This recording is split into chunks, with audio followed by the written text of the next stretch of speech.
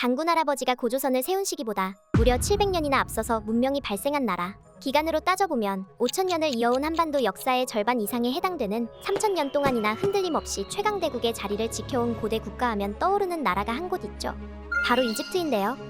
고대 이집트는 그 역사만큼이나 규모와 기술력, 미적 감각 등 그 어떤 면에서든 탄성이 절로 터져나올 만큼 엄청난 유적을 남겼습니다. 그리고 거기엔 고대 이집트만의 수많은 시그니처를 담아냈는데요. 그중 하나가 바로 미라 하면 떠오르는 붕대. 미라 하면 절대 빠지지 않는 것이 미라를 칭칭 감아둔 붕대인데요. 고대 이집트인들은 대체 왜 미라의 전신을 붕대로 감싸둔 것일까요? 지금껏 너무 당연히 여겨져서 그 누구도 제대로 알려주지 않았던 미라와 붕대에 대한 비밀을 파헤쳐보도록 하겠습니다. 미라를 알기 전 불멸의 세계관을 알아야 한다. 미라의 붕대에 대한 비밀을 풀기 전 먼저 알아봐야 할 것이 있습니다. 바로 왜 고대 이집트인들이 미라를 만들었을까 하는 건데요. 미라를 비롯한 고대 이집트 미술의 핵심은 인류가 지금까지도 풀지 못한 최대의 미스터리, 죽음에 있습니다. 고대 이집트인들은 자신들이 죽지 않는 방법을 알고 있다고 생각했는데요. 영원히 살 수 있고 영생불사의 꿈을 이뤄냈다고 믿은 것이죠. 이런 굳건한 믿음과 독특한 내세관에 영향을 준 것은 이집트를 관통하는 생명의 젖줄, 나일강입니다. 이집트 문명이 시작된 곳은 나일강이 흐르는 강줄기의 1km에서 2km 범위 안. 그 범위를 넘어서면 광활하고 삭막한 사막이 펼쳐지는데요. 이렇게 생명의 땅과 불모의 땅이 뚜렷하게 대비되다 보니 이집트인들은 생명과 죽음, 풍요와 불모 두 개의 세계를 동시에 생각하며 살아가게 됩니다. 그리고 이런 환경 속에서 자연스럽게 나일강이 범람해서 모든 것을 빼앗아가듯이 인간의 죽음 역시 불어난 강물처럼 일시적이라는 믿음이 뿌리 깊게 자리잡게 되죠. 이집트인들이 찾은 영원불사의 방법, 미라. 이후 나일강에서 비롯된 내세관, 즉 죽음 이후에도 삶이 계속된다는 믿음이 쌓여가자 이집트인들은 영생을 살아갈 수 있는 구체적인 방법을 고민하게 되는데요. 그 첫 번째가 사라지지 않고 밤을 떠돌던 영혼이 낮이 됐을 때 찾아갈 집, 그러니까 죽은 자의 몸이 남아있어야 한다는 것이었죠. 그럼 어떻게 해야 더운 날씨에도 몸이 영원히 썩지 않게 보관할 수 있을까? 이집트인들은 고민하기 시작했고 마침내 찾아낸 해법이 바로 미라였습니다. 그렇다면 오랜 시행착오 끝에 찾아낸 이집트인들만의 미라 만드는 법은 무엇일까? 첫 번째 단계는 머리 안에 있는 뇌를 모두 빼내는 것입니다. 고대 이집트인들은 놀랍게도 뇌가 빨리 부패한다는 것을 알고 미라를 만들기 전 뇌를 모두 제거했는데요. 이때 주의할 점은 머리의 외형을 온전히 보존하기 위해서 코 속에 꼬챙이를 넣어서 안쪽 뼈를 부순 다음에 뇌를 긁어내야 한다는 것이죠. 그리고 두 번째는 뇌 다음으로 썩기 쉬운 장기 적출하기. 이를 위해 돌칼로 왼쪽 옆구리를 절개한 뒤 심장을 제외한 몸 안에 있는 장기를 모두 끄집어내는데요. 심장은 내세에서 심판을 받을 때 죄의 무게를 가늠하는 방법으로 저울에 그 무게를 달기 때문에 죽은 자의 필수 아이템으로 남겨둬야 합니다.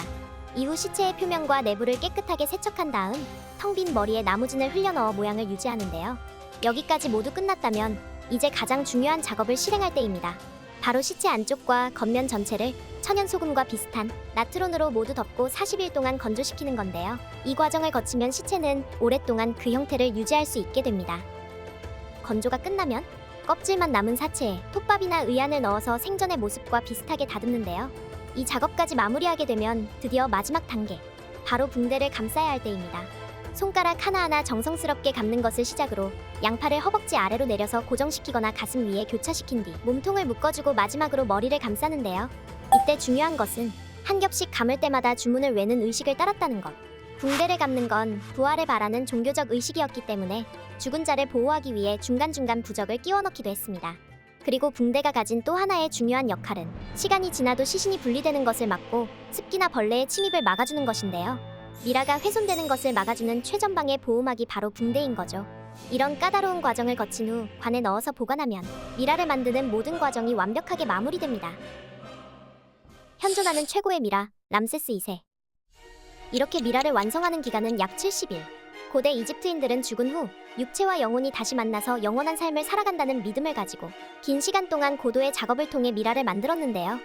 그렇다면 여러분, 고대 이집트 최고의 기술로 완성된 미라를 꼽는다면 누구의 미라가 있을까요? 바로 세계에서 가장 유명한 미라인 람세스 2세의 미라입니다. 람세스 2세는 생전에 메부리코가 매력적이었다고 알려져 있는데요. 세계 최강의 대국을 가장 오랫동안 다스렸던 만큼 미라도 굉장히 공을 들인 듯 수천 년이 지난 지금껏 람세스 2세 특유의 특징까지도 살아있는 듯 생생하죠? 오늘은 간단히 고대 이집트 미술의 핵심인 내세관과 그 믿음을 실현해줄 미라의 붕대에 대한 이야기를 해봤는데요. 고대 이집트가 남긴 신비하고 궁금한 미스터리, 앞으로 또 어떤 비밀이 풀리게 될지 많은 기대 바랍니다. 호환마마, 전염병의 제왕이라고 불리는 마마, 천연두만큼이나 사람들을 두려움에 떨게 한 존재가 있습니다. 바로 호환. 귀신과 동급으로 여겨지며 해가 지면 집 밖으로 발도 내밀지 못할 정도로 사람들은 호환을 두려워했습니다. 호환은 무엇이길래 사람들을 공포에 몰아넣은 걸까요? 호랑이호, 근심환. 호랑이에게 당하는 화를 말하는데요. 지금은 동물원에나 가야 볼 수 있는 호랑이가 과거에는 대체 어떻게 사람들의 목숨을 위협하는 무서운 존재였던 걸까요? 범이 내려온다. 이 땅에는 상상을 초월할 만큼 호랑이가 많았습니다. 호랑이 때문에 가축이 몰살당하는 것은 흔한 일이었고 사람의 목숨마저도 앗아갔기 때문에 목숨 부지하고 싶은 조상님들은 밤에 바깥 출입을 결코 하지 않았죠. 이 모든 게 호랑이에 대한 공포 때문이었습니다. 당시 조선을 방문한 외국인들도 호랑이 때문에 공포에 떨었는데요. 한국을 여러 번 방문했던 비숍은 자신의 여행기에서 해가 저문 뒤에 여행하는 것은 한국의 습관에 위배된다. 호랑이와 귀신에 대한 공포 때문에 밤에는 거의 여행하지 않는다 라고 했습니다. 프랑스인 샤이롱베도 밤의 외출은 길가에 있는 더러운 개울에 빠질 염려도 있지만 그보다 기아에 못 이겨 특히 겨울철에 마을의 중심지까지 들어오는 표범 또는 호랑이까지도 만날 위험이 있는 것이다 라고 기록하고 있어요. 이 때문에 조선 왕조는 건국 초기부터 호환으로 골머리를 앓았는데요. 태종 2년 겨울부터 봄까지 경상도에서만 호랑이에게 물려 죽은 사람이 무려 수백 명에 이르렀습니다. 호랑이 때문에 사람들이 밭을 갈고 김을 맬 수조차도 없었다고 하니 조선 백성들은 생계의 위협까지 받고 있었던 것이죠. 치안 상태가 가장 좋았던 도성도 호환의 공포가 도사리고 있었습니다. 호랑이가 때와 장소를 가리지 않고 사람들을 잡아 죽인 것이죠. 조선 중기의 문신인 유몽이는 호정문에 이런 글을 남겼습니다. 행상 중에는 짐을 이고 지고 날이 저문지도 모르고 먼 길에 바삐 지름길로 가다가 해를 입은 자가 있었다. 밭 갈고 김을 매다가 해를 입었으며 물을 깃다가 피해를 당하기도 했다.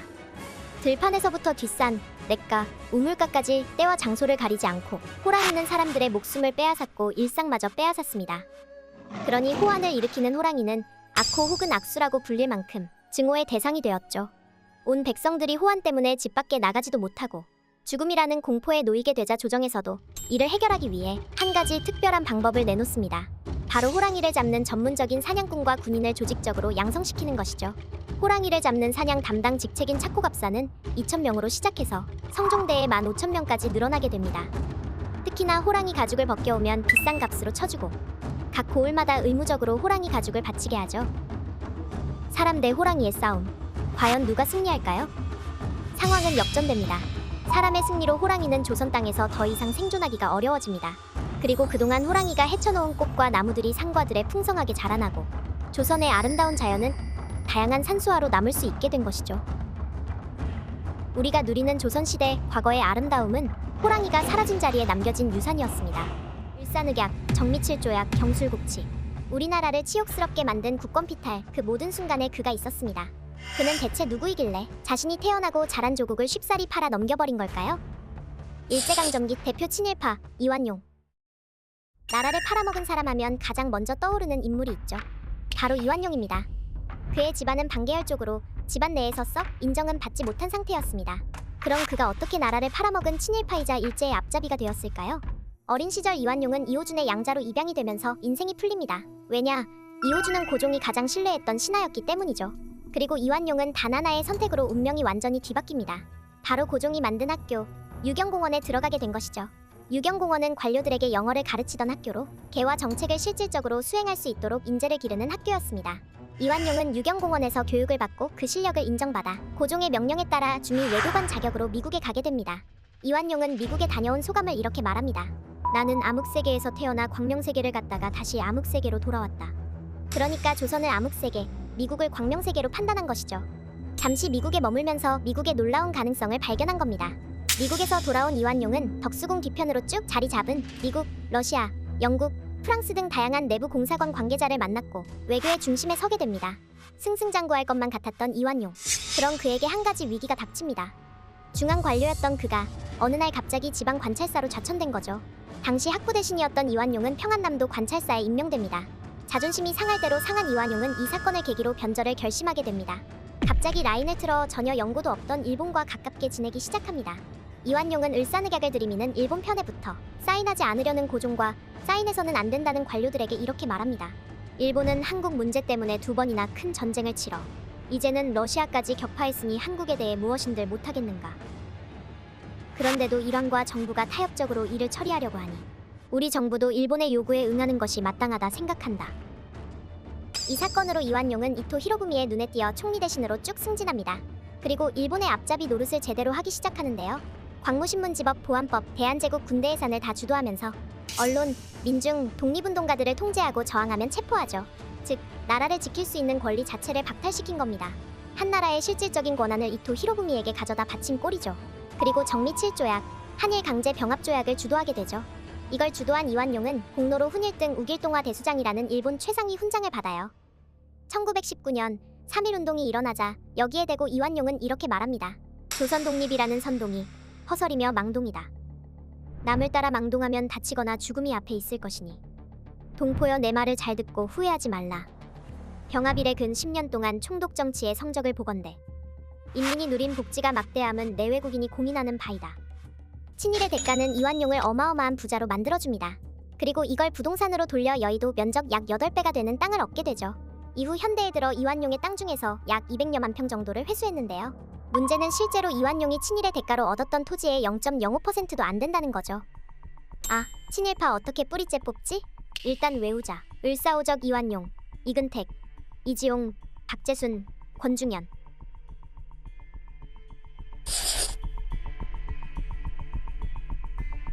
영국 역사상 가장 치명적인 스캔들을 몰고 다닌 문제적 왕이 있습니다. 호색한, 남봉꾼, 막장 연애 종결자 등등 낯뜨거운 수식어가 따라붙은 이 왕은 유럽에서 가장 결혼을 많이 한 군주로도 꼽히는데요. 바로 잉글랜드 튜더 왕조의 국왕 헨리 8세입니다. 헨리 8세는 재위 기간 동안 무려 6번 결혼하는데요. 그런데 여기서 주목할 만한 점은 대부분 젊고 매력적인 여성과 눈이 맞아서 결혼한 반면 첫 번째 결혼만이 자의가 아닌 타의로 선택했다는 것입니다. 게다가 그 결혼 상대는 형과 긴밀한 관계를 맺었던 여인. 헨리 8세의 바람기의 시작점이었던 첫 번째 결혼식. 과연 이때 그에겐 무슨 일이 있었던 걸까요? 결혼 후 갑작스럽게 병사한 병. 그런데 이 결혼 물을 수가 없다? 1491년 헨리 8세는 튜더 가문의 헨리 7세와 요크 가문의 엘리자베스 사이에서 둘째 아들로 태어났습니다. 헨리 7세는 반란을 일으켜서 신생 왕조를 세운 튜더 왕가의 첫 번째 왕으로 아직 스코틀랜드, 아일랜드와 통합되기 전이었기 때문에 당시 튜더 왕조는 국내외적으로 불안한 상황이었는데요. 이런 위태로운 상황에서 왕조를 탄탄하게 안정시키기 위해선 결정적인 묘수가 필요했던 상황. 이에 헨리 7세는 왕위를 계승할 장남인 아서 튜더를 강대국과 결혼시키기로 하는데요. 그 주인공은 바로 스페인 아라곤의 공주 캐서린. 당시 스페인은 신항로 개척으로 막대한 부를 축적하면서 유럽의 최강대국으로 자리 잡았을 뿐 아니라 유럽을 좌지우지할 권력을 가지고 있는 가톨릭의 수호자를 자처하고 있었기 때문에 튜더 왕조로서는 이만한 동맹이 없었던 것입니다. 이런 이유로 스페인의 아라곤 왕국과 세상에서 가장 끈끈한 결혼 동맹을 맺게 된 잉글랜드의 튜더 왕조. 그런데 이 역사적인 결혼식을 올린 지 4개월쯤 지나자 예상치 못한 불운이 닥치게 됩니다. 새신랑이자 장차 왕국을 이끌어갈 아서 튜더가 15살의 나이로 병사하게 된 것인데요. 결혼을 통해 왕조를 굳건하게 세울 야심찬 계획이 무너지기 직전 골치 아픈 문제는 또 있었습니다. 헨리 7세가 아라곤 왕국으로 받은 어마어마한 결혼 지참금을 고스란히 반납해야 했던 것이죠. 당시 그가 받은 결혼 지참금은 20만 크라운으로 현재 가치로 치면 대략 415억에 이르는 엄청난 금액이었는데요. 자칫 동맹도 잃고 돈도 사라지게 될 위기 상황. 아버지 헨리 7세는 고민 끝에 결단을 내리게 됩니다. 바로 아서 튜더의 동생이자 잉글랜드 왕위 서열 1위로 올라서게 된 헨리 8세를 형수인 캐서린과 결혼시키는 것이었죠. 당시 캐서린의 나이는 24살, 이미 형인 아서 튜더와 4개월간 결혼 생활을 한 상황에서 다시 6살 연하의 시동생과 결혼을 하라니 이보다 더 황당한 상황이 있을까 싶은데요. 게다가 이 시기는 어느 때보다도 가톨릭의 기울이 막강했기 때문에 이런 막장 상황을 받아들이기 쉽지 않았습니다. 당연히 이 결혼은 논란의 중심에 서게 되는데 바로 이때 캐서린의 한마디가 모든 논란을 종결시켜버리죠. 나는 아서와 결혼은 했지만 첫날 밤은 치르지 않았다. 이 말인즉슨 시동생인 헨리 8세와 결혼을 하겠다는 것이었죠. 당시 교회법에 따르면 부부간의 성적 결합이 없는 결혼은 취소가 가능했기 때문에 아버지인 헨리 7세는 이를 근거로 교황에게 캐서린과 시동생인 헨리 8세의 결혼을 허락해달라고 요청하게 되는데요. 과연 아서와 캐서린은 첫날 밤을 치르지 않았을까? 진실은 알 수 없지만 교황청은 아서가 병약했기 때문에 캐서린의 항변을 받아들였고 두 사람의 결혼을 허락하게 됩니다. 그렇다면 형수와 결혼하게 되는 해리 8세의 마음은 어땠을까? 그는 캐서린과 달리 처음에는 이 결혼을 거부했다고 합니다. 하지만 아버지인 헨리 7세의 유언이 있었고 국가의 이익이 개인의 선택보다 중요했기 때문에 결국 받아들이게 되죠. 그리고 18살이 되던 해 자신의 대관식에서 캐서린과 결혼식을 올리게 됩니다. 마침내 헤어질 결심, 그리고 헨리 8세 막장 스캔들의 시작.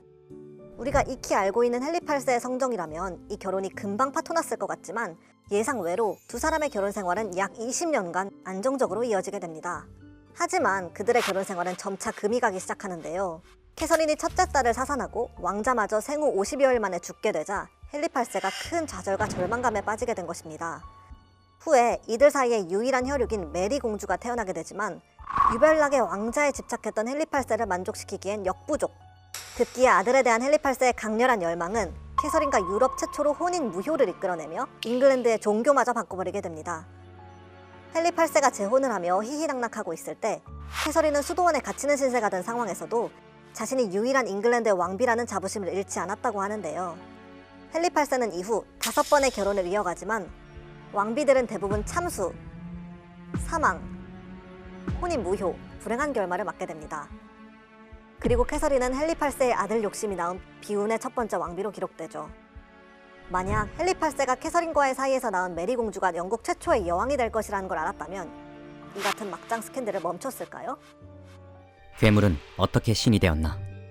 위험있지만 바람길을 어쩌지 못하는 신들의 왕 제우스. 정절을 내세우면서도 마음속에 뜨거운 질투를 감추고 있는 가정의 신 헤라. 요염한 자태로 문 남성들의 시선을 한몸에 받고 있는 미화와 사랑의 신 아프로디테.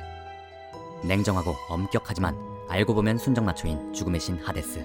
서양에는 눈부신 미모와 완벽한 피지컬을 자랑하며 전 세계인의 마음을 사로잡은 최고의 고전 그리스 로마 신화가 있다면, 동양에는 등골이 오싹한 마귀 알몸 같은 얼굴, 표범의 꼬리와 호랑이 이빨, 뱀의 몸과 소의 머리를 한 끔찍한 반인반수의 신들이 있습니다. 신과 인간, 자연이 하나였던, 그래서 더 신비로운 동양 신화 속 신들의 이야기를 읽어드립니다. 서양에선 괴물, 동양에선 신. 오른손에는 곡식의 줄기, 왼손에는 약초를 들고 어딘가 달려가는 그는 괴물이 아닌 농업의 신, 염제 신농입니다. 자애로운 이 신은 의학의 신이기도 해서 하루에 100번씩이나 이름 모를 풀을 직접 씹어서 맛보고 몸에 유익한 약초와 해로운 독초를 분별하여 인간들에게 알려줬습니다. 그리스 로마 신화 속의 신들이 모여 사는 성스러운 산 올림포스 산이 있다면, 동양 신화에는 곤륜산이 있습니다. 곤륜산 역시 신과 신선들이 사는 신성한 산이죠. 이 전설의 산에는 서왕모라는 여신이 살고 있습니다. 얼핏 보면 사람 같기는 한데 표범의 꼬리와 호랑이의 이빨, 쑥대처럼 헝클어진 머리에 비녀를 꽂은 마치 마귀 알몸같이 생겼는데요. 그 모습답게 하는 일도 살벌했습니다. 하늘에서 내리는 재앙이나 돌림병 같은 무시무시한 일들과 함께 코를 베거나 손, 발을 자르는 등의 5가지의 잔인한 형벌에 관한 기운을 관장하는 여신이었어요. 고대 중국에서는 서쪽은 해가 지는 곳으로서 어둠과 죽음의 땅이라고 생각했습니다. 그래서 재앙과 형벌 등 죽음과 상관된 일들을 서쪽의 여신 서왕모가 맡게 된 거죠. 이런 상징적인 의미는 후세에 더욱 정교해져서 동아시아 전역에 확대됩니다. 우리나라에서도 조선시대 한양의 서쪽에는 감옥과 처형장 등 형벌 및 죽음과 관련된 기관을 배치했죠. 가령 한양의 서쪽에 있던 고태골이라는 곳은 처형장이었습니다. 그래서 고태골로 간다라는 말은 죽음을 의미했고, 줄여서 골로 간다, 골로 보낸다라는 속어가 유래했죠. 1970년대까지 서울 시내의 서쪽에는 형무소, 소년원, 화장터 등이 자리 잡고 있다가 옮겨진 것도 이런 발상이 현실 속에 반영된 겁니다. 하지만 서왕모가 음산한 죽음의 여신만은 아니었습니다. 죽음을 관장했기에 죽음을 극복할 수 있는 힘, 곧 영생과 불사의 능력을 지닌 생명의 여신이기도 했어요. 서왕모가 살고 있는 곤륜산에는 먹으면 늙지도 죽지도 않는 불사의 복숭아, 선도가 열리는 복숭아 나무가 자라고 있었다고 합니다. 이 복숭아 나무는 3000년 만에 꽃이 피고 다시 3000년 만에 열매를 맺으며 그것을 한 개라도 먹으면 18,000살까지 살 수 있다고 해요.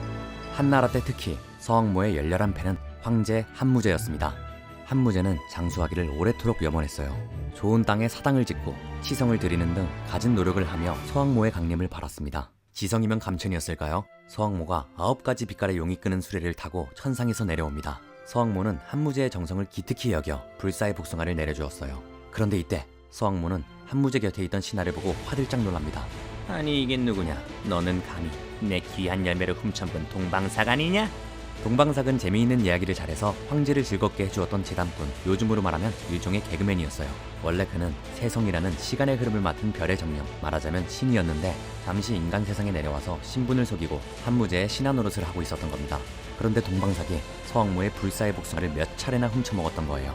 그래서 오래오래 살았다는 글을 두고 9일 삼천갑자 동방삭이라는 말이 유행했고 오래 산 사람의 대명사로도 불렸습니다. 왕실이나 양반집에서는 서왕모가 요지에서 잔치하는 그림인 요지연도를 비치해 부귀영화를 기원했고 임금님 앞에서는 반도원의 복숭아를 바치는 것을 상징한 헌선도라는 춤을 춰 장수를 축원했습니다.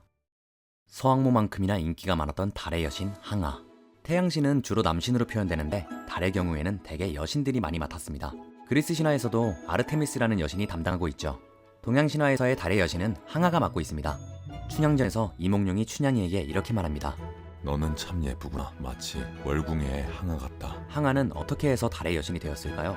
항아는 원래 영웅 예의 아내였는데 어느 날 영웅 예가 죽지 않은 불사약을 얻어왔어요. 둘이 먹고 평생 오래오래 살자고 말했는데 항아가 욕심이 나서 불사약을 혼자 다 마셔버렸어요. 불사약을 다 훔쳐먹고 항아가 하늘로 올라갑니다. 그런데 막상 천상의 문턱이 가까워지자 불언듯 떳떳하지 못한 자신의 행동에 다른 신들이 손가락질하며 자신을 비웃을 것 같고 수치심이 몰려옵니다. 그 순간 항아의 눈앞에 아름답게 빛나는 달이 보였어요. 천상으로 올라갈 수도 지상으로 내려갈 수도 없는 처지에 있던 찰나에 은은하게 빛나는 달을 보니 여기에 숨어 지내기에 좋겠다 라는 생각이 든 거예요. 결국 항아는 천상으로 돌아가기를 포기하고 달에 숨어서 살기로 결심합니다. 항아가 살고 있는 달의 궁전 이름이 광안천입니다. 지금 남원에 가면 오작교와 함께 광안루가 있죠? 마치 항아의 궁궐 같다고 하여 전라감사, 정인지가 지은 이름입니다. 그런데 나중에 항아 신화가 바뀝니다. 유교 사상이 동양 사회를 지배하게 되면서 사내는 귀히 여기고 여자는 낮추어 보는 남존여비, 여자는 남자한테 의지해서 살아야 한다. 삼종지례에 따라야 하는데 남편을 배신한 항아가 달나라에서 혼자 우아하게 산다는 건 유교 사회에서 용납이 안 되는 거죠. 그래서 항아가 불사약을 먹고 하늘로 올라가다가 몸이 흉측한 두꺼비로 변하는 벌을 받고 남편을 배신한 것을 후회하며 살고 있다고 신화의 결말이 수정됩니다.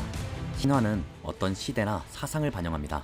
조선시대, 일제강점기 때까지만 해도 동양의 신들은 우리 생활의 중심에 있었습니다. 동양 신화를 통해 우리 문화의 뿌리를 파악할 수 있는 힘을 얻어보시길 바랍니다. 1888년 12월 크리스마스를 앞둔 어느 밤 프랑스 남부의 작은 시골 마을인 아르에서 충격적인 사건이 발생합니다. 사건은 다음날 지역신문에 보도되며 사건을 일으킨 주인공은 마을 주민들의 탄원서를 받고 쫓겨날 위기에 처하는데요. 대체 그 밤 무슨 일이 있었던 걸까요? 당시 신문에 밝혀진 사건의 전말은 이렇습니다.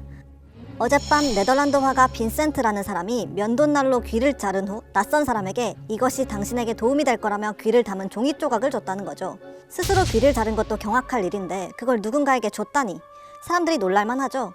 이 엽기적인 행각을 벌인 인물은 훗날 빛의 마술사라 불리는 위대한 예술가 빈센트 반 고흐. 평생 네덜란드, 벨기에, 런던, 파리 등을 떠돌던 그가 태양의 따뜻함을 찾아 정착한 아르에서 대체 왜 이런 비참한 선택을 한 것인지, 그리고 무엇이 그를 영원토록 비운의 화가로 낙인 찍히게 만든 것인지 고흐가 남긴 마지막 행적 속 미스터리를 파헤쳐 보도록 하겠습니다. 마지막 행적 1. 고흐는 왜 해바라기 연작을 그렸나? 고흐의 마지막 행적을 쫓기 위해선 먼저 그가 아르로 떠난 이유를 알아야 합니다. 늦가기 화가로 그림을 시작한 지 어느덧 8년.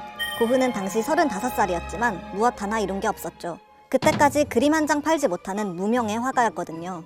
파리에서 지내며 비참함과 우울함에 빠져있던 때 그는 일생일대의 결단을 내리는데요. 바로 프랑스 예술계의 하이보이를 꿈꾸며 따뜻한 남쪽으로 가기로 한 거죠. 장소를 물색하던 고흐가 선택한 곳은 프로방스의 작은 마을 아르.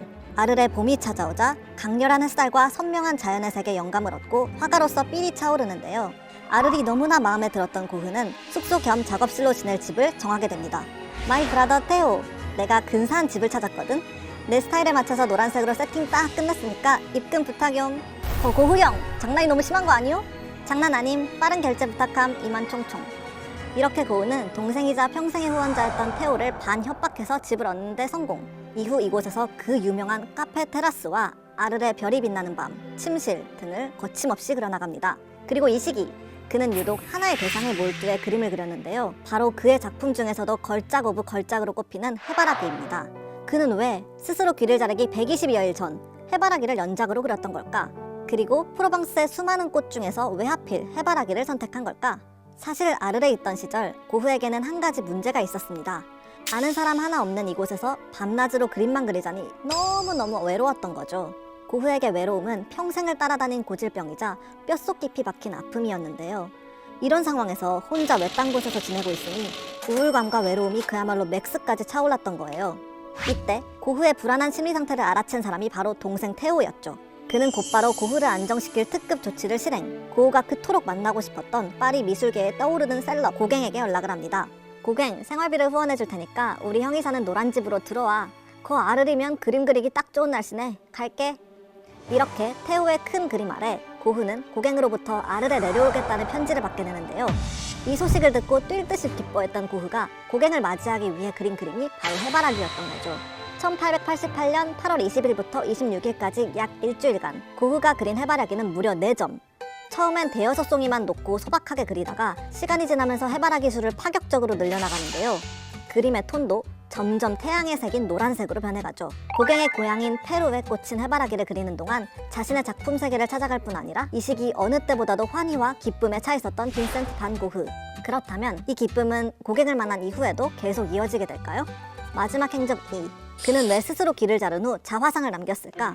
드디어 고갱이 아르레 도착합니다. 해바라기로 장식된 방과 고흐의 환대 속에서 두 사람의 시작은 꽤 설레고 행복했던 것 같습니다. 하지만 얼마 가지 못해 고흐와 고갱은 파국을 맞게 되는데요. 성격 차이가 가장 큰 문제였죠. 감정적이고 솔직한 고흐와 사색을 즐기며 고집이 센 고갱은 사사건건 부딪힐 수밖에 없었던 것입니다. 둘 사이에 미묘한 신경전이 계속되자 고흐는 이전부터 앓고 있던 신경증과 불안감, 거기에 환청까지 더해져 괴로운 나날을 보내는데요. 급기야 고갱과 다툰 후 극도로 흥분하면 환각과 발작을 일으켜 자신이 무슨 일을 저질렀는지 기억하지 못하는 상태에 이르고 말죠. 이런 모습을 지켜보던 고갱은 고흐가 제정신이 아니라고 생각하고 빠르게 손절을 결정. 결국 고갱이 노란 집을 떠나버린 건데요.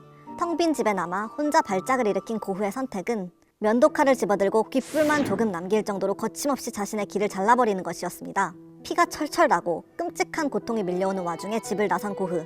그런데 이때 놀랍게도 그가 찾은 건 병원이 아니라 평소 안면이 있던 사창가의 여직원이었죠. 그는 자신의 잘린 귀를 그녀에게 전해주며 도움이 될 거라고 말했는데요. 그가 왜 이런 엽기적인 행보를 보였는지는 아직까지도 풀리지 않는 미스터리입니다. 하지만 그가 왜 하필 귀를 잘랐는지는 추측해볼 수 있죠. 기대와 달랐던 고갱과의 불화, 그리고 평생을 의지해온 동생 테오의 결혼 소식 등으로 고흐는 당시 극도의 스트레스를 받고 있었고 이로 인해 끔찍한 소음이나 협박을 받고 있다는 환각에 빠져있던 중 자신을 괴롭히던 소리를 끝장내기 위해서 귀를 잘라버렸을 거란 추측입니다. 상황이 이 지경에 이르자 경찰에 의해 병원으로 옮겨진 빈센트 반 고흐. 약 2주 만에 치료를 마친 그는 외로움과 절망, 고통 속에서도 붓을 드는데요. 집에 돌아온 그가 그린 첫 그림은 고흐의 수많은 자화상 중에서도 결코 잊을 수 없는 강렬한 인상을 남긴 작품, 귀에 붕대를 감은 자화상입니다. 일련의 사건들로 마음은 완전히 무너져 버렸지만 자화상을 통해 자신을 마주하려고 했던 걸 보면 아마도 고흐는 마지막의 마지막 순간까지 화가로서의 자아를 놓지 않았던 게 아닐까요? 마지막 행적 3. 제발로 정신병원에 찾아간 고흐는 무엇을 보았나? 별밤. 고흐는 정신질환이 또 발병하면서 귀를 자른 후 약 5개월 뒤인 1889년 5월 36살의 나이에 제발로 생레미 정신병원에 들어가게 되는데요. 이곳에서도 끊임없이 불안과 발작 증상이 이어지던 중 그는 결코 해서는 안 될 선택, 자살을 시도하게 되죠. 이렇게 서서히 삶의 희망과 생명을 잃어가던 병실에서 고흐는 또다시 붓을 집어듭니다. 이때 탄생한 작품이 바로 부르의 명작으로 남은 별이 빛나는 밤입니다. 별이 빛나는 밤에서 가장 먼저 눈에 띄는 건 별입니다. 고흐의 별은 유독 크게 과장되어 있는 것이 특징인데요. 커다란 별의 크기는 고흐가 가진 결핍을 채우려는 심정을 담고 있습니다. 그리고 그는 별을 통해 또 하나의 암시를 숨겨놓는데 바로 죽음이죠. 고흐는 그림을 그리기 1년 전쯤 편지를 통해 별에 대한 자신의 생각을 전했습니다. 별이 반짝이는 밤하늘은 늘 나를 꿈꾸게 한다. 왜 저 별에 갈 수 없는 걸까? 별까지 가기 위해선 죽음을 맞이해야 한다. 그리고 고흐가 죽음을 암시한 또 한 가지 이미지는 왼쪽 프레임을 크게 차지하고 있는 사이프러스 나무. 로마 제국 시기 사이프러스는 십자가를 만들 때 사용되며 기독교에서는 애도의 상징으로 여겨졌죠. 또한 고흐는 사이프러스 나무가 이집트인의 오벨리스크 같다고 표현하기도 했는데 오벨리스크는 땅과 하늘, 삶과 죽음을 연결하는 상징입니다. 이를 통해 우리는 불행과 희망, 삶과 죽음 사이에서 고민하고 흔들리는 고흐가 자신의 마음을 별이 빛나는 밤에 표현하고 있다는 걸 알 수 있는데요. 화가로서의 불안한 미래와 끊임없이 자신을 괴롭히는 정신질환에 지친 고흐는 끝내 1890년 7월 그의 그림 속에 표현된 암시처럼 죽음을 맞게 됩니다. 하지만 이렇게 고흐의 마지막 행적이 담긴 그림들을 쫓다 보면 죽는 순간까지도 외로움과 그림에 대한 열정으로 사투를 벌인 고흐의 고민을 들여다볼 수 있는데요. 어때요? 그의 이야기를 듣고 나니 그 후의 그림이 좀 다르게 보이시나요? 요즘 뉴스 보면 정말 무서운 사건들이 많은데요. 특히 조현병, 우울증 같은 심리적 결함 때문에 범죄를 저질렀다는 뉴스 보신 분들 많으실 겁니다. 그리고 이런 뉴스들을 볼 때 범죄자에게 많이 나와 사람들이 특히 무서워하는 심리적 성향이 있죠. 바로 사이코패스. 이 사이코패스란 말은 자주 들어보셨을 겁니다. 하지만 이런 사이코패스보다 우리가 더 경계하고 피해야 하는 유형의 사람들이 있는데 그건 잘 알지 못하시는 분들이 많더라고요. 사이코패스보다 더 위험하고 함께 있으면 나의 숨을 턱턱 막히게 만드는 피해야 하는 1순위의 인간 유형, 바로 나르시시스트입니다. 나르시시즘 하면 자기애, 즉 자신을 아끼는 마음이잖아요. 자기애라면 좋은 것 아닌가 생각하시는 분들이 많을 텐데요. 심리학에서 말하는 나르시시스트는 그런 긍정적인 자기애와는 완전히 다릅니다. 나르시시스트가 뭘까요? 나르시시즘은 심리학에서 인간의 어두운 면, 성격 장애로 여겨지는데요. 같은 유형의 성격 장애로 분류되는 건 자기 통제와 죄의식이 결핍된 반사회적 성향인 사이코패스, 타인을 조종하는 것을 즐기고 냉담하고 계산적인 성향의 마키아벨리즘, 타인을 육체적, 심리적으로 고통스럽게 함으로써 즐거움을 얻는 성향인 세디즘 등이 있습니다. 나르시시스트가 가지는 가장 독보적인 특징은 자기 검증이 없다는 점입니다. 자기를 검증하지 않으니까 결과적으로 자기 자신이 멋져 보이는 거죠. 사방에 눈 가리고 오직 자기 자신의 좋은 모습만 필터링 없이 보는 겁니다. 그들의 진짜 문제는 자기 자신이 최고이기 때문에 남을 배려할 필요가 없다고 생각한다는 거죠. 거기다 나르시시스트가 사이코패스보다 더 위험한 이유가 있습니다. 사이코패스는 똑같이 남에 대한 배려 없이 자기만 생각하는 성향이 있을 때 그게 티가 많이 납니다. 그리고 심하게 발현될 경우 범죄로 이어질 확률이 높습니다. 하지만 나르시시스트는 선을 잘 탑니다. 범죄 직전에 행동을 멈추죠. 범죄자가 아니니까 어딘가 격리되어 있을 일이 없죠. 그 말은 사회에 나돌아다니면서 평범한 우리와 더 마주하기 쉬운 존재가 바로 나르시시스트라는 겁니다. 나르시시스트는 왜 피해야 할까요? 나르시시스트는 함께 협업을 진행했을 때 그 위험한 인성이 제대로 드러납니다. 그들은 절대 함께 잘해서 결과가 좋았다 라고 생각하지 않고 나 혼자만 잘해서 이렇게 결과가 좋았다 라고 생각합니다. 나르시시스트들은 늘 자기중심적으로 자기만 잘했다고 생각한다는 거죠. 그리고 거기서 성취감을 느끼는 겁니다. 그래서 나르시시스트들에겐 주변인들은 다 짐이자 적입니다. 그런 나르시시스트 앞에서 내가 그 사람보다 뛰어난 모습을 보이면 어떨까요? 그들은 절대 용납 못합니다. 나르시시스트가 성취감을 느끼는 두 가지 요건이 있는데요. 첫째는 내가 잘하는 것, 둘째는 남들이 못하는 것입니다. 그러니까 주변 사람들이 잘하는 건 나르시시스트에겐 엄청난 스트레스이자 자신의 성취감을 위협하는 최악의 적이 되는 거죠. 이들은 사촌이 땅을 사면 배가 아픈 게 아니라 사촌이 땅을 잃어버려야 쾌감을 느낄 수 있는 사람들입니다. 그래서 자기보다 잘하는 사람이 있다면 적극적으로 나서서 그 사람이 잘하지 못하도록 유도하고 남들 앞에서 그 사람의 특정 부분을 공격하곤 합니다. 그것도 아주 은밀하고 교묘하게 진행해서 주변 사람들은 나르시시스트가 누군가를 공격한다는 걸 못 느끼게 말이죠. 나르시시스트들은 자신의 감정이 중요하니까 자기 감정 파악은 빠릅니다. 하지만 타인의 감정은 관심 없죠. 그러니까 남들의 감정 변화를 잘 모릅니다.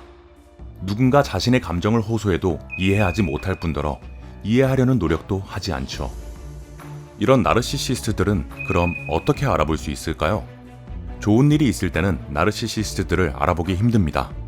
업무에서 실수하거나 성과가 좋지 않은 안타까운 상황을 맞닥뜨렸을 때 바로 그 순간 나르시시스트들을 알아볼 수 있는 힌트가 나옵니다.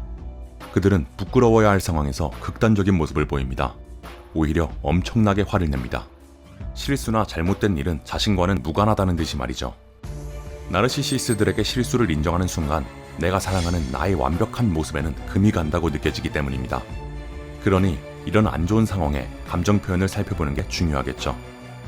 그리고 나르시시스트들을 특히 피해야 하는 유형의 사람들이 있습니다. 남의 감정에 쉽게 전염되는 사람, 공감 능력이 뛰어난 사람들이죠. 공감 능력이 뛰어나다는 것은 즉 나르시시스트들의 감정 변화 역시 예민하게 받아들인다는 뜻입니다.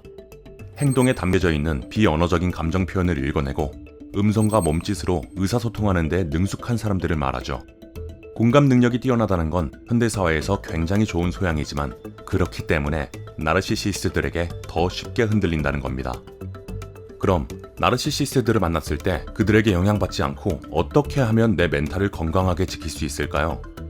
이럴 때는 그 사람과 싸우는 혹은 그 사람과 완전히 대립된 생각을 가지는 전혀 다른 유형의 사람들을 만나볼 필요가 있습니다.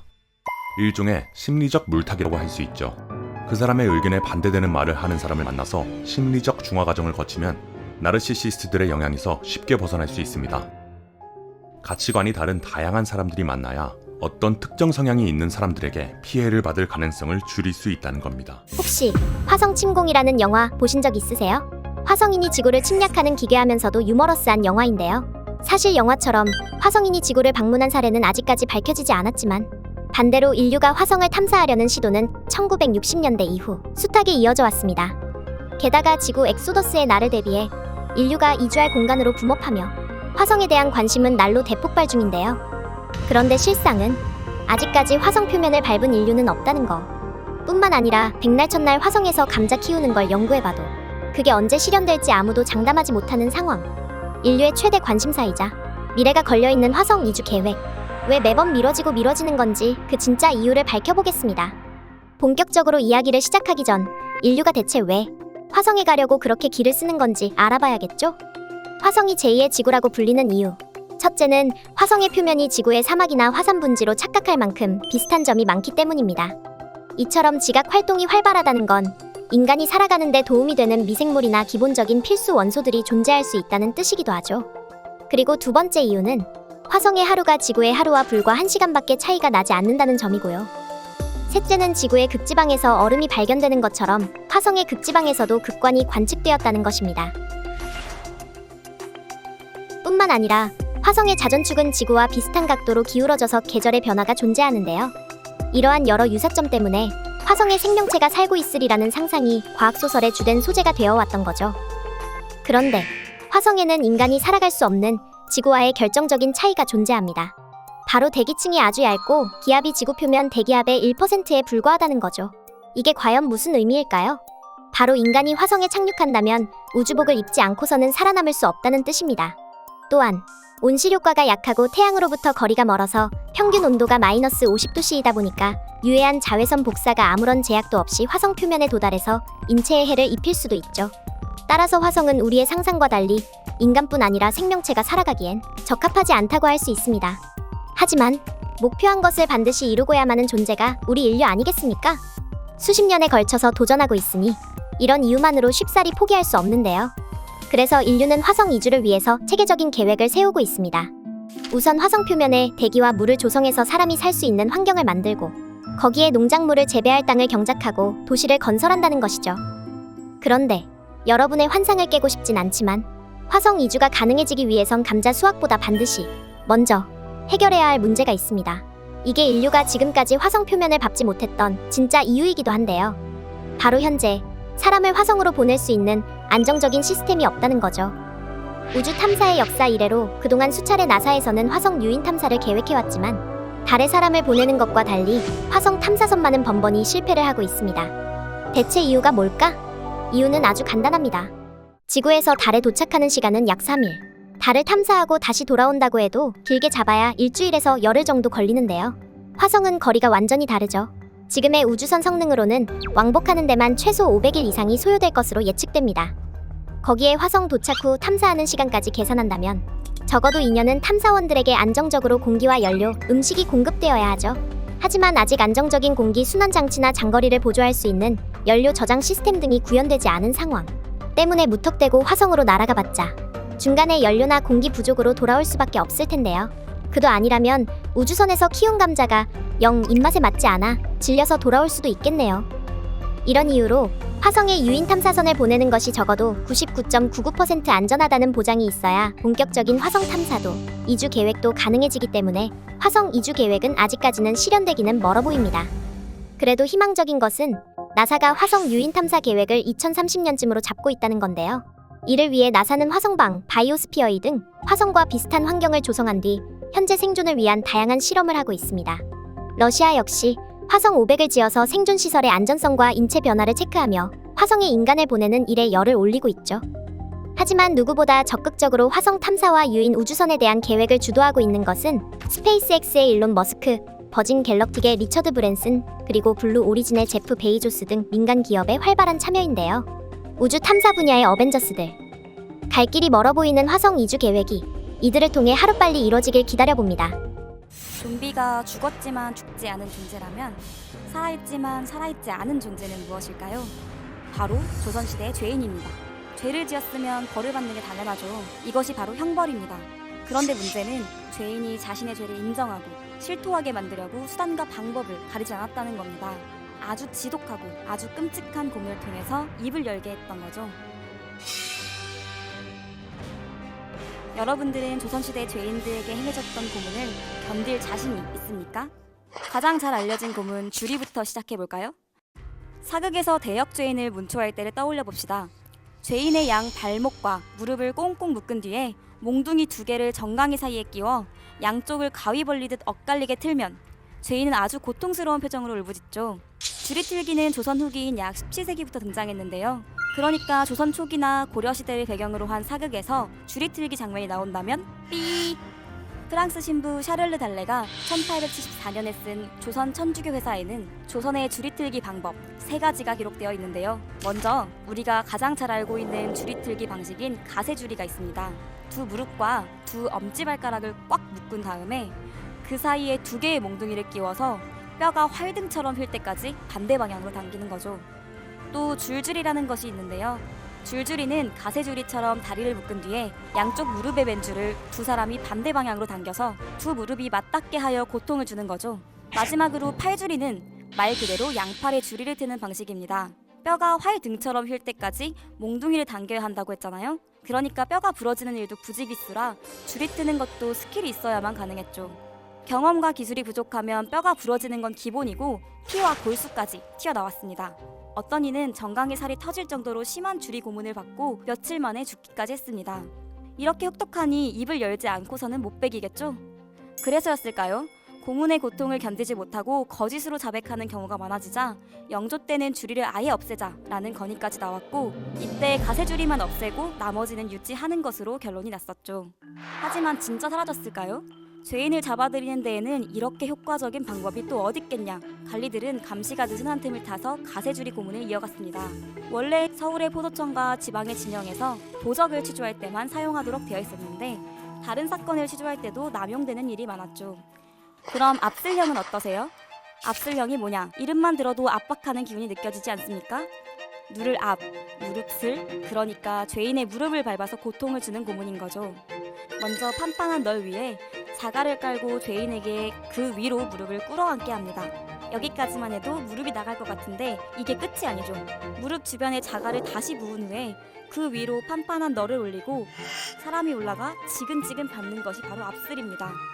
울퉁불퉁한 돌 위에 앉는 것만 해도 미칠 지경인데 사람이 올라가 사정없이 밟아대니까 다리뼈가 부러지고 평생 걸을 수 없는 장애를 얻게 되었죠. 널에 올라서는 사람을 처음에는 2명으로 제한하였고 그래도 입을 열지 않으면 2명이 추가, 또 입을 열지 않으면 2명이 추가되어 총 6명까지 올라가서 밟게 했습니다. 자갈 대신에 사금파리를 깨뜨려 깔기도 했는데 이 때문에 성호 이익은 압슬을 압사라고도 했죠. 압슬은 고려시대 충렬왕 때부터 시행된 것으로 보이는데요. 심량이란 사람을 문초하면서 나무 토막을 다리 위에 놓고 노끈으로 묶은 후에 기왓장을 다리 사이에 끼워 사람을 시켜 그 위를 밟게 했다는 기록이 있기 때문입니다. 조선시대 때는 태종 때부터 죄인을 신문할 때 압슬이 시행되었고요. 주리를 금지시킨 영조 때 사라집니다. 어쩌다 사라졌냐? 영조가 즉위한 다음 해인 1725년 1월에 선왕인 경종의 능에 행차하던 중 이천해란 자가 영조의 어가 앞에 뛰어들어서 큰 소리로 경종 독살설을 제기한 것이죠. 열이 받을 대로 받은 영조는 24차례에 걸쳐 압슬을 시행하고는 바로 그날 처형시켰는데요. 나중엔 신문이 가혹하다고 생각했는지 영조는 후회하면서 압슬을 금지시킵니다. 낙형은 뜨겁게 달군 쇠로 발바닥을 지지는 고문인데요. 사극에서는 온몸을 지지는 장면이 연출되었지만 실제로는 원칙적으로 발바닥만을 지질 수 있었습니다. 낙형은 성종실록에 기록된 것으로 보아 15세기부터 죄인을 신문할 때 이용되었던 걸 알 수 있습니다. 다른 고문에도 입을 열지 않는 질긴 죄수들한테서 낙형으로 자백을 받아낸 경우가 많았으니 죄인들이 얼마나 두려워하는 고문이었을지 상상이 가네요. 낙형도 조선시대에 금지되었는데요. 자, 이쯤 되니 예상이 가죠? 네, 또 영조입니다. 영조는 종기 때문에 여러 차례 뜸을 떴는데요. 뜸을 뜰 때 너무 괴로우니까 뜸도 이렇게나 힘든데 낙형은 얼마나 고통스러울까 깨달은 거죠. 그 뒤로 낙형을 금지시키게 된 것입니다. 자백을 받기 위해서라면 수단과 방법을 가리지 않고 아주 끔찍하고 잔인하게 신체를 훼손시켰던 조선시대 고문. 이건 영원히 지구상에서 퇴출하도록 허락합니다.